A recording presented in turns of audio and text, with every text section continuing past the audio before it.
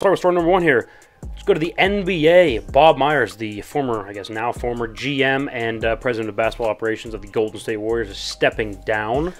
So now it's interesting because obviously he drafted Steph, Clay, Draymond, and was part of acquiring Kevin Durant and all the role players to go around those guys. Built the empire. For their the empire for those 4 championships and plenty of other runs deep into the playoffs and to the finals. So it's tough to kind of, in a sense, say bye to that. But to be fair, in the recent years, has left a little bit to be desired in terms of draft picks, right? Jonathan Kuminga, Moses Moody, James Wiseman all appear to not be quite as good as they thought, right? You had to have one of those hit to be a star, and it looks like Wiseman is a bust. Kuminga's a role player at best, same with Moody. So whenever you miss on draft picks, especially high draft picks like a Jonathan Kuminga was, or I'm sorry, like a James Wiseman was, it's really tough to recover from that as a GM in any sport, really. And so I think the combination of that and just they've been doing it for 10, 15 years now. It's like it kind of ran its course, right? Maybe it's time for something fresh.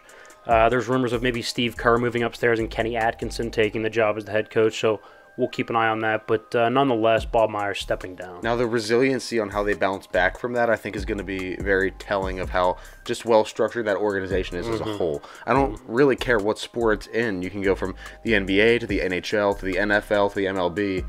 When you have big changes like that with the executives and especially big positions upstairs like that, how a team responds, but also be on the lookout for a little bit of a regression, right? Like, you can't be on top forever.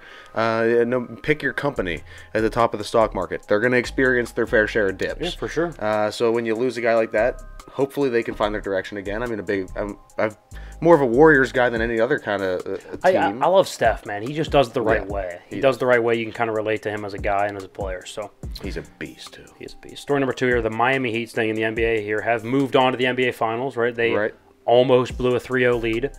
Game 7, they end up kind of putting it to the Celtics to stave off the comeback that the Celtics were mounting there. So they're going on to the NBA Finals. They'll face the Denver Nuggets. I think it starts next week. I want to say Sunday, Monday, something like that. It starts on Monday. Is it Monday? Monday. There you go. Starts on Monday. I guess official prediction here. I'll go ahead and take Denver in 6. I think Miami's going to scrap. I think it's going to be a really, really close 6 games. But nonetheless, Denver's there's so much size on the wing, man. So much size. I mean, when Jokic is your center and he can run your offense, and everybody else is like 6'4", 6'5", 6'8", it's like, oh my God, there's so much size, length, versatility. So I'll take them. But nonetheless, good for Miami Heat moving on. Right, and not that basketball is all too physical of a sport, but especially when you have a very emotional series that you almost blow a 3-0 lead, and then you have to fight your way into a Game 7 and hope you can try to nail down what you had. I feel like that can tire a team out, wear a team out a little bit. You know, one of the biggest things in the playoffs, no matter the sport, is avoiding those long series. Yeah, and you look at Denver, they swept the Lakers. So they've been off for like a week already. Yeah. So they're gonna have like an extra week of rest. Some extra time in the cold tub, a couple extra just like your dynamic workworkouts. Absolutely. Just keep the muscles loose, all the joints ready.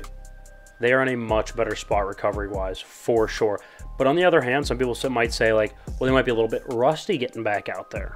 Sure, the Heat kind of have it rolling a little bit in a sense. They do, but they almost just kind of lost with all of their momentum there for a bit. That's true. I don't know. It's interesting. Like I said, I still take Denver, especially with the home court advantage. They've been money in Denver. Story number 3 here. Switching to the NHL, the Vegas Golden Knights have advanced to the NHL, the Stanley Cup Finals, to face the Florida Panthers.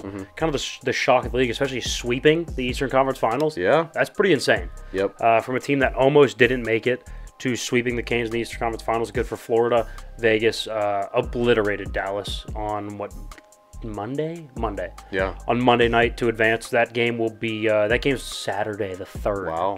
June 3rd. So game 1 of the Stanley Cup Finals will be then. Who do you like? I like Vegas, man. You like Vegas? I like Vegas, and I think they have just a little more. I think it comes down to experience in the playoffs, and they have that. Yeah, it's fair. This their second trip in only like 5 years they've been on the franchise. So Yeah, good for them. And I have a fun piece of information to add to this story, actually. Okay. So I just recently, in the last week, bumped into head coach Mike Sullivan of the Pittsburgh Penguins. There you go. We talked for about 5-ish minutes, and he was bringing up the fact, he goes, well, it's kind of a bummer we didn't make the playoffs this year. And I said, yeah. And he started talking about the Panthers and how crazy of a run that has been. He likes the Panthers a lot, but I think at the end of the day, the Western Conference this year, and I've said it 1,000 times, is just a little bit stronger than the East. Yeah, I would agree, and I think I'll take Vegas as well. I'll take them in 7. All right, story number 4 here. Jalen Ramsey obviously was acquired to Miami. You know, he knows where this one's going. Acquired by the Dolphins, so he's now in Miami as opposed to LA. Both, you know, nice places to live. Pretty nice cities, yeah? Yes, we visited the Aqua Waters, the beach, big club town in Miami. While he's been out there, he has also been getting active on social media. Good for Jalen Ramsey. Even sliding into some DMs. So for those of you, especially the younger fellas, on TikTok, the Cavinder twins played basketball at Miami University this past year. Yeah. Good-looking girls, right? Jalen Ramsey sliding into the DMs. They're twins. Look, hey. Can you blame him? Jalen, you do you, brother. You do you. Do you blame him for that at all? I just want to know, did he slide in? I did some digging. They have 3 different accounts here, because I was like, who did he DM, They have right? 3. They have 3. They have one for each of them, and then they have the joint one. Yeah. The twins account. So the story didn't say. Do you think he hit up the joint account and was going for just whichever one takes the bait? Or the 2-for-1. Or the 2-for-1? A little Wendy's 4-for-4 action? We love a 4-for-4. Love a 4-for-4. Have you seen people get the 4-for-4, like 4 numbers tattooed on them? Yeah. Wendy's 4-for-4. Anyway, we digress. This is just kind of a funny story. Jalen Ramsey sliding into some college girls' DMs. He's about 28, 29 now, probably? Look, man.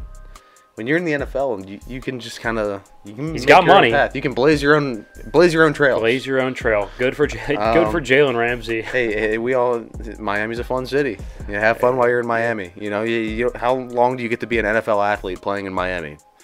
A couple of years, maybe. Yeah. So if you're lucky. Hey, live it up, man. Live it up. Live it up. Live it up. Just don't get that South Beach fever before a game, and you're in business. Absolutely. Guys, that's the news. Don't go anywhere. Third segment.